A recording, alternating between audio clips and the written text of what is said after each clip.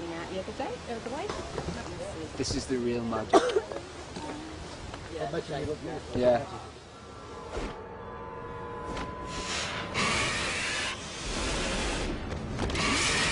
Visual effects is actually quite a big part of Merlin. I mean, one, it's a show about magic, and you know, obviously we have to help create a lot of that.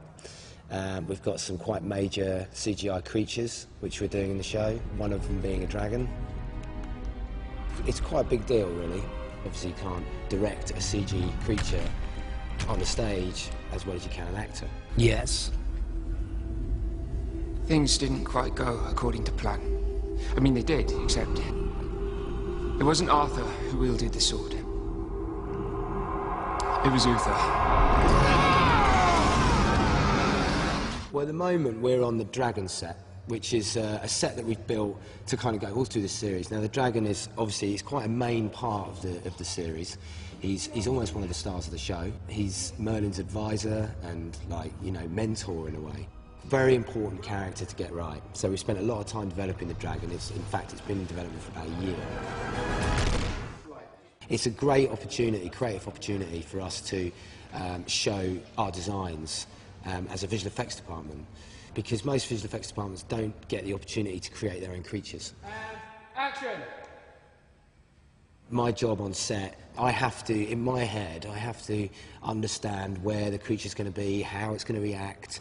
You know, because when you've got a complicated sequence where Bradley, who plays Arthur, is having to fight off an invisible creature, really. I mean, he's on set, and we're, you know, we direct him in a certain way to say, right, the creature's this big, you're going to be, you know, waving your sword at it. The whole process of the series, we're working on it for, I think we've got about 6 or 7 months. In fact, no, we've got a lot shorter than that. They first mentioned doing a talking dragon, and we said, yeah, we bit their arm off when they said that, because if you're working in this business, that's the kind of thing you really want to be doing. It's an extremely difficult challenge to make a dragon talk, because while we've done other talking characters with the bespoke facial tracking system that we've invented over the last few years, they'd normally been sort of humanoid figures. You can make a chimpanzee talk because you can track the facial expressions of an actor onto a chimpanzee or a monkey, for example, because it looks vaguely humanoid. But a dragon is quite a hard one to make talk. They weren't quite convinced that we were going to be able to pull it off. And in the end, we had to mock up a test for them to show them it was going to work, it was worth investing. You know, there's a little tiny bit of you when you say you can do something, and you're pretty confident that you can, but not until you see it yourself are you relaxing, as it were. What they've done is, which is fantastic, is they've actually mapped John Hurt's face with dots. And so when he talks, they're matching the dragon. So while it is, you know, CGI, it is, if John Hurt was a dragon, this is what he would look like.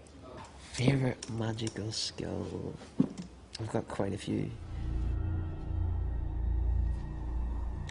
Often I won't get a chance to see the payoff of what I'm doing until all the CGI and special effects have been added in.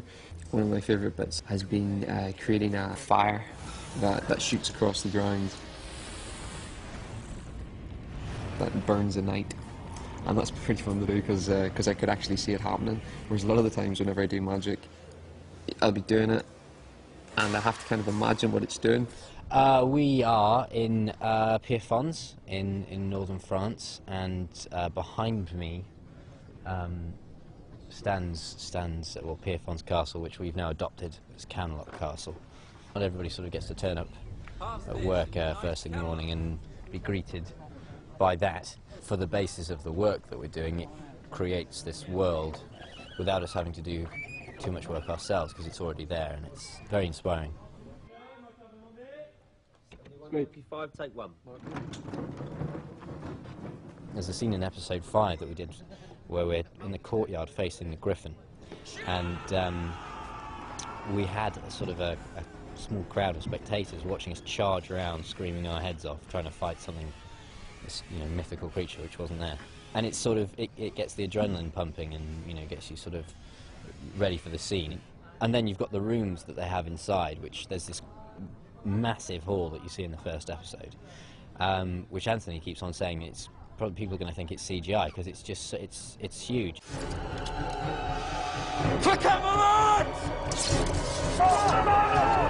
The The most exciting thing for me, I think, has been the sword fighting. It's just quite enjoyable to sort of work on these routines and then bring them to life. And it's kind of like being a big kid with a toy sword.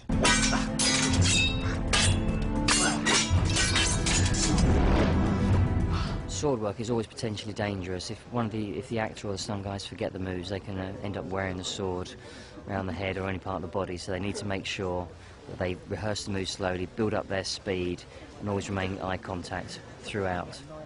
Shoulder come up to there, your elbow goes there, no higher. This is my trusty sword. It's not Excalibur, as some people will be familiar with. It's I personally like to call it Dave. However, I don't think it's got an official name. It's just one for me. And again, not as heavy as it looks, quite easy to sort of swirl around. I had a guy called Andreas Petrides do the stunt coordination on this, and he was great. There was sort of never a moment where I wasn't sure of what I was supposed to be doing, and he taught me a lot of stuff very fast. So I owe him a lot with regards to kind of how well I can sort of wield this around. This is the first I've seen of this today. This is my hunting crossbow, and one of the bandits gets the full whack of this in his back, which I'm sure he's looking forward to. And action. Hit! Come on, make your best! Give me some money! Oh, I do all my stunts in the show. Yeah, I'm doing my own stunts. And there's been a previous scene with the rabbits. This was actually a vicious rabbit that actually tried to attack me, but they've cut the scene, I think, from the episode, which is a bit of a pain because it was actually quite dramatic. What is it? You really are a total buffoon, aren't you, Merlin? No, I was being serious. I really do save the day, really, in this scene. It's really all down to me. Arthur's fighting away in this scene, but what he doesn't realise is that Merlin's had a bit of a hand in helping out in it, so I cast a quick little spell that makes a branch fall from one of the trees onto one of the bandits, and technically saves the day. Action. What you got, boy? Careful, coming down. There you go. I'll do, thank you. Okay, mate. This is the Fairy Elder makeup, and it's a silicone prosthetic makeup. Yeah, we're just in the process of applying it and gluing it all down. He's going to be suspended on wires, and part of him is going to be computer generated, and so we're just sticking on the prosthetic makeup at the moment. Well, it's taken about 4 weeks to build the thing, sculpt it, mould it, make all the pieces. And then it's probably going to take us about 4 hours to glue the whole makeup on in total. I'm thinking this is going to be my look, actually. I think this is going to be my new publicity shot as well. Now I'd like to rehearse the exit. And action. The effects that are being put into this, the actual look of the show, the way it's been created, this world, I think is extremely intriguing. As well as the characters, I think the actual journey of the characters is something you want to follow. I think by the time you finish watching episode 1, you think, what is going to happen next?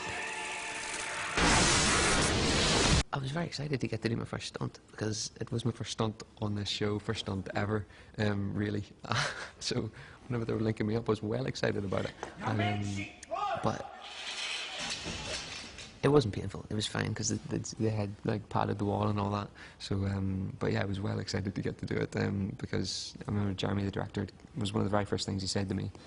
When he came up, he said, "You know that scene that we've got in episode 7, the stunt you get put up against the wall. I'm thinking, you know, you should do it yourself."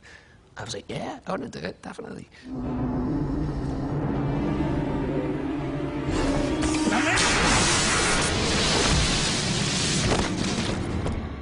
I would describe this series as a swashbuckling magical adventure. It's just magic. I think everyone's going to love it. 100%, it's the magic.